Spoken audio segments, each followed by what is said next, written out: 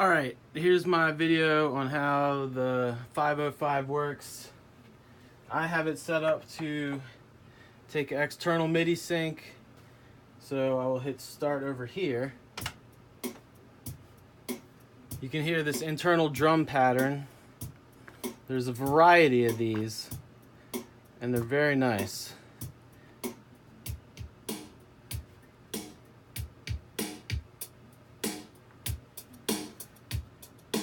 They're all very simple and they all just kind of work.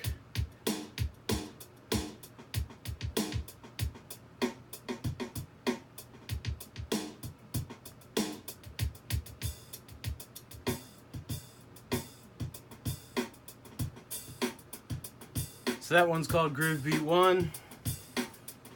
I have my mixer set up to route this keyboard here into it.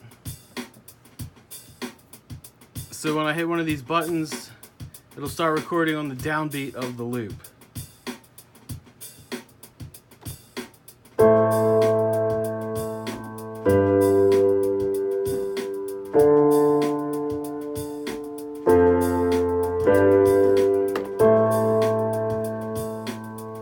When I hit that again, it turns orange and goes into overdub. If I hit it one more time, it's not recording anymore. I can turn the volume down,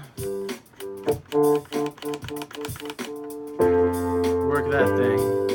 So let's say I want to put another sound on here.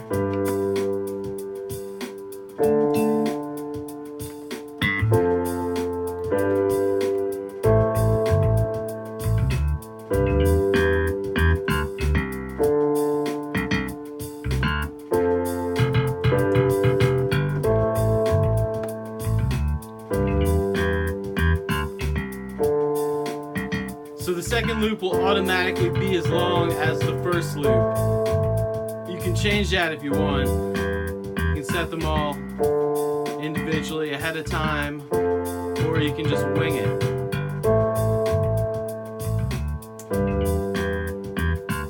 So each loop has this edit button. And that edit button scrolls you through all the things you can do to that loop. So if I hit it once, the reverse comes up. And if I want to, you'll see it here. I know you can't see it on that screen. So if I turn this, reverse comes on.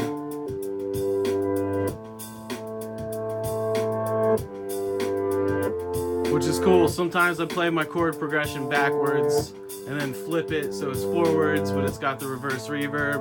I like that. Of course, now the bass line doesn't match, but let's turn that back off. So there's two different effects. There's the input effects and the output effects.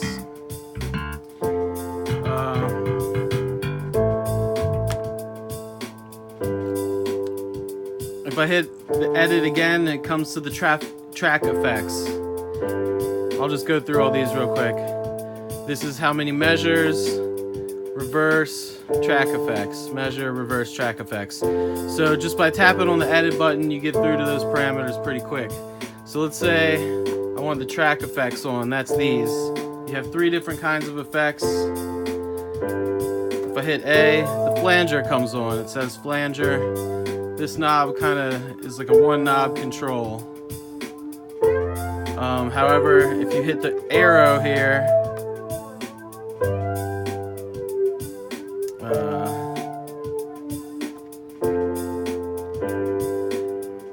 if you hit that arrow after you turn the effects on, you get options. So I have rate, depth, resonance, step rate. Let's turn the step rate on.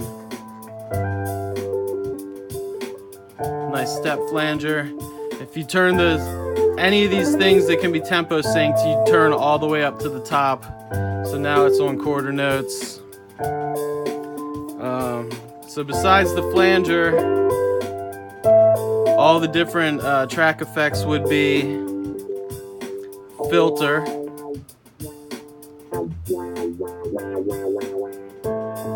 phaser, flanger, synth, which kind of lets you take a guitar and turn it into a synth. It does weird stuff on other things. Lo-fi. You can set the bit depth. 9 bits. You can set your sample rate. Classic lo-fi stuff. Ring mod. This is called guitar to bass.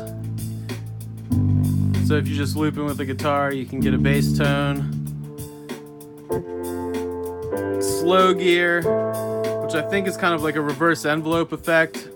Yeah, there you hear it. Works better with like a guitar or a percussive piano that's not all patty. Transpose. Sounds like garbage. Pitch bend. Pitch bend's kind of fun. Robot, which is like a vocoder, so you can vocode yourself. Vocal distortion. There's a straight up vocoder. The compressor.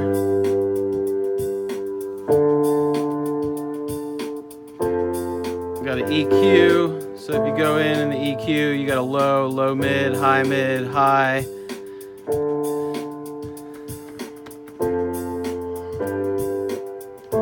Isolator filter, you know, highs, mids, lows. Octave. So you can set -1, -2. Bunch of options. Panning effect, which you can't hear. Tremolo.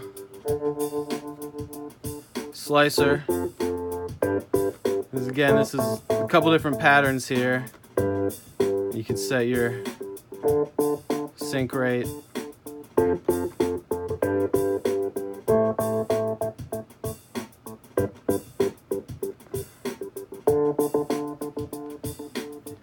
Yeah, techno.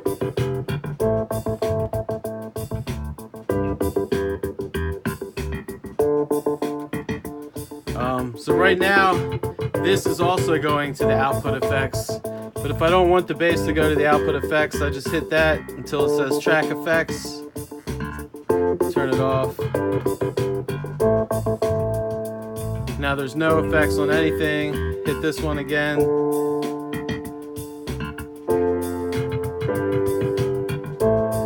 So you can turn each one on or off on the effect pretty easily.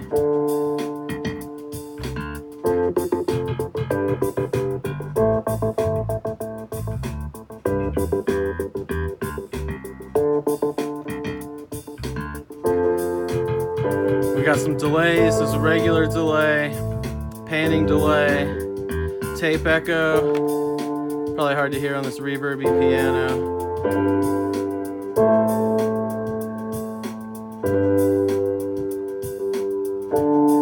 Granular delay.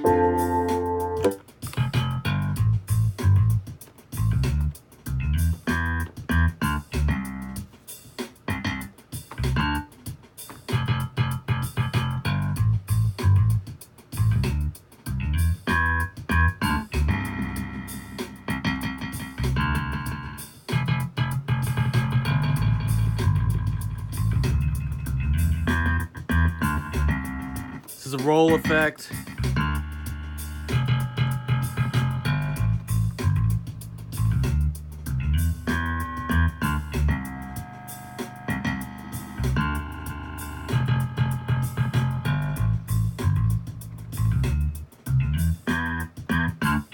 Nice chorus.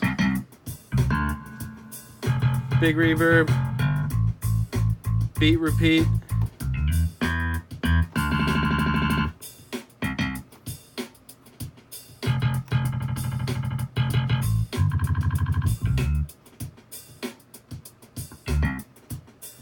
Beat shift effect.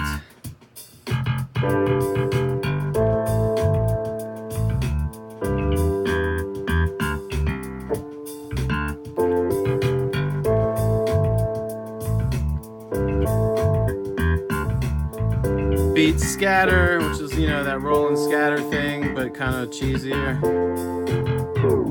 Vinyl flick, probably my favorite effect.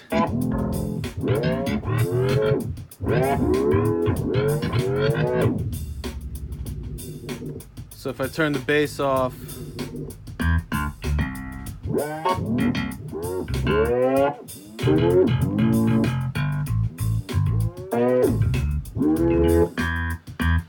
so you can record these effects into the loop. If I turn on the overdub again,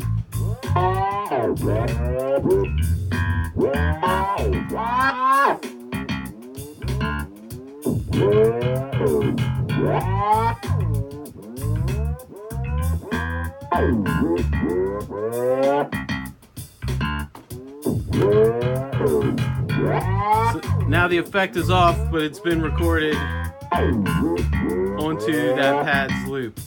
So you could go through and put an individual effect on anything.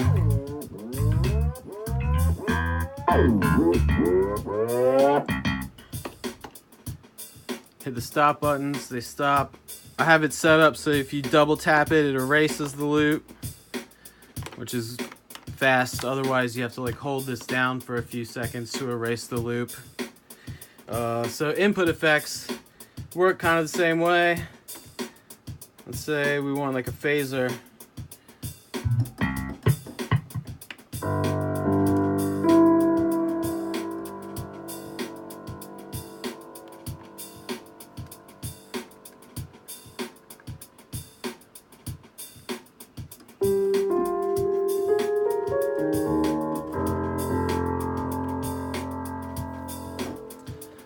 The reason you're not hearing that is because of the routing I have. So the audio goes to my mixer and then into here, and then you only hear the looped recorded version, because I'm basically using this on a send. So if you had the piano going directly into this, you would hear a phaser. So what I'll do is just record a quick loop.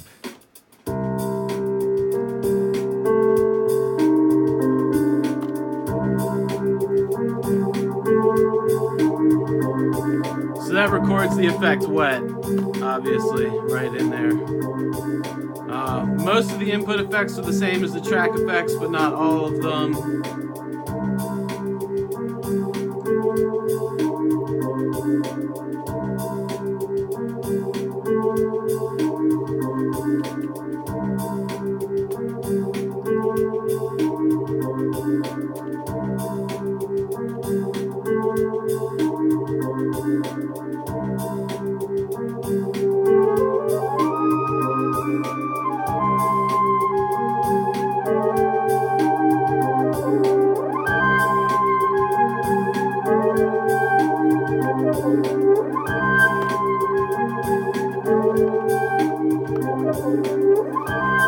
You can change your drum loop at any time.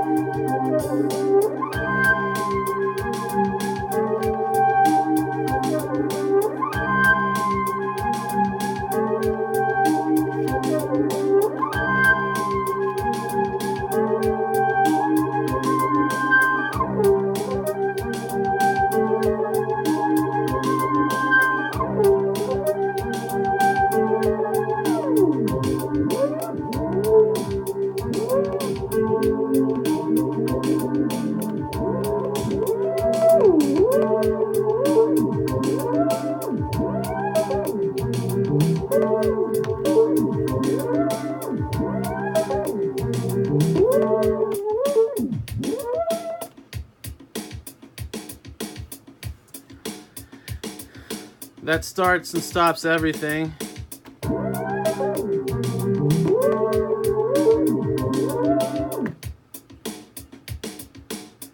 There's a couple different modes to end it. If you want, you can hit stop and it'll fade out over some time. Let's see. Edit. So besides, when you hit edit, it just goes through track effects, measures, and reverse. But if you hit the arrow, you get more detailed stuff. Play level, pan, one shot, play mode, start mode, stop mode is on immediate, I can put it to fade out. So then when I hit stop,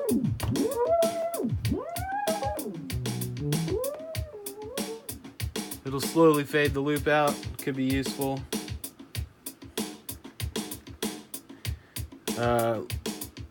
You can have the loops sync or not. You can have each loop on its own, just looping however when you hit start and stop individually, all 5 of them. You can have the tempo sync on or off for each individual loop. Tempo sync, loop sync measures.